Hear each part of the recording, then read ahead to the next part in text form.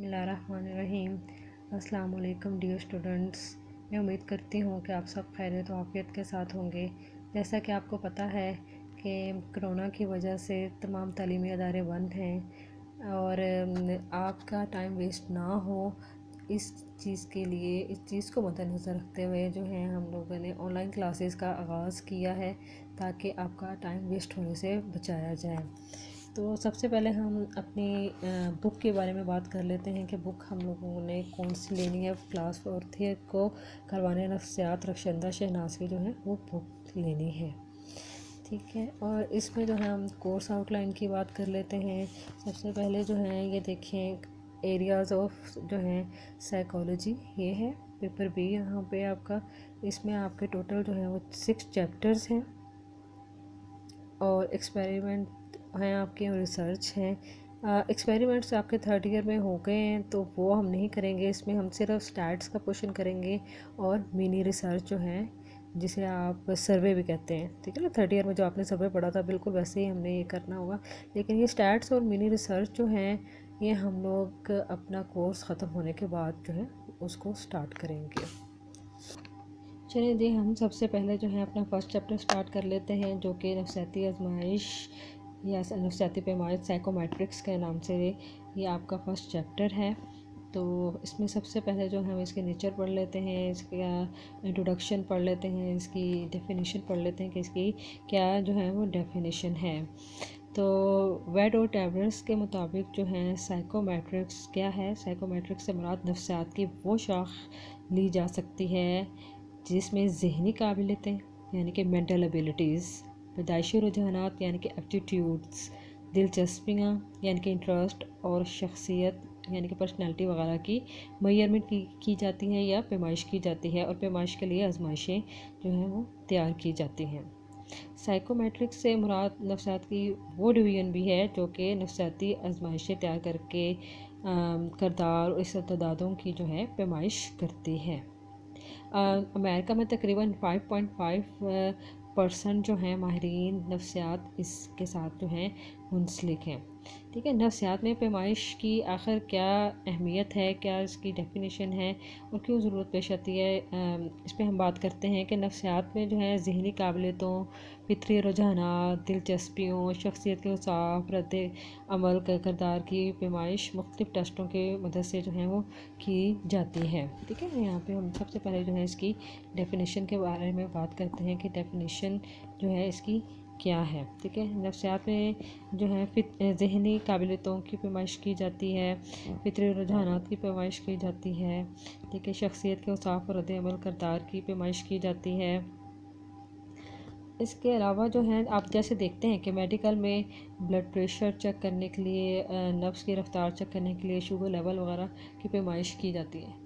आखिर वहाँ पे जब साइंस का दर्जा हमने इसको दे दिया है नफ्सियात को, तो इसमें भी ज़ाहिर बात है साइंटिफिक कोई टूल होना चाहिए। तो आप देखते हैं ना कि मेडिकल में भी वो टूल यूज़ करते हैं। ब्लड प्रेशर हम के लिए हम क्या यूज़ करते हैं, ब्लड प्रेशर वाली मशीन, ठीक है। और शुगर लेवल चेक करना हो तो शुगर वाली मशीन।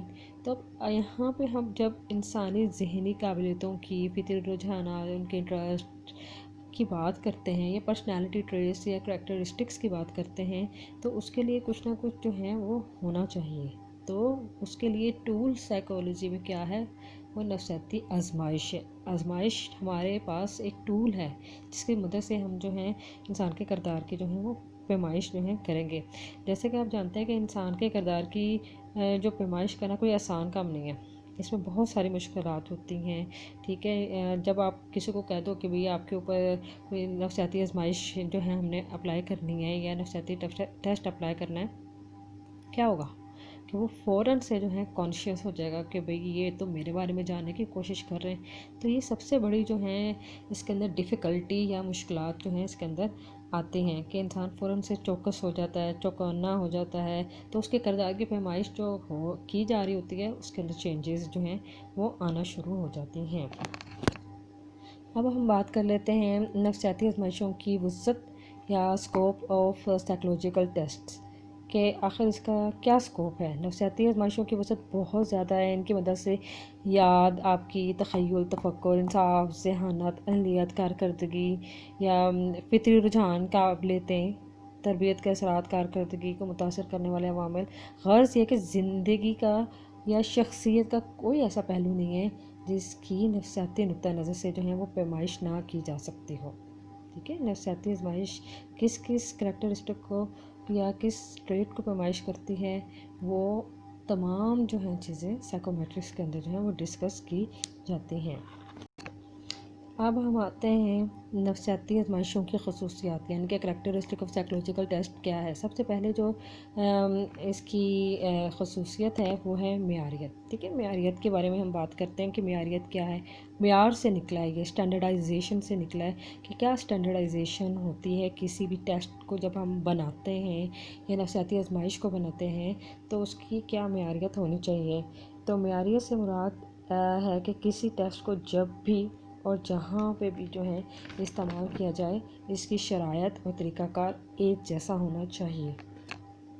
यानी कि स्टैंडर्डाइजेशन कायम करने के लिए या मेयारियत कायम करने के लिए वो माहौल जिसमें टेस्ट लिया जाए और वो कंडीशन यानी कि शरायत जो हैं जो आपने लगानी है। ठीक है ना, जैसे आप एग्ज़ाम देते हैं, अपना फाइनल एग्ज़ाम देते हैं, एक टेस्ट देते हैं, तो कोई ना कोई जो है उसकी कंडीशंस होती हैं कि आपने किस तरीके से जो है वो टेस्ट जो है या पेपर उसको सॉल्व करना है। 3 घंटे हैं, MCQ है, आपने शॉर्ट आंसर क्वेश्चन का जवाब देना है, उसकी एक लिमिट होती है, आपको बताया जाता है। तो इसी तरीके से आपने जो है जब आजमाइश बनाई है तो उसमें शरायत जो हैं उसके तहत जो है वो टेस्ट लिया जाए और वो शरायत जो हैं वो यकसा होनी चाहिए, एक जैसी होनी चाहिए।